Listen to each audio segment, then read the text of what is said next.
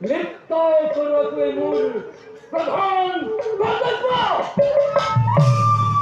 মায়ের প্রভাবন জানাও জগতের ধর্মপ্রাণ মানব ক্ষমতা ধর্ম শুরু করি কোনো হত্যা হত্যা বিশ্ব অংশে নালাতে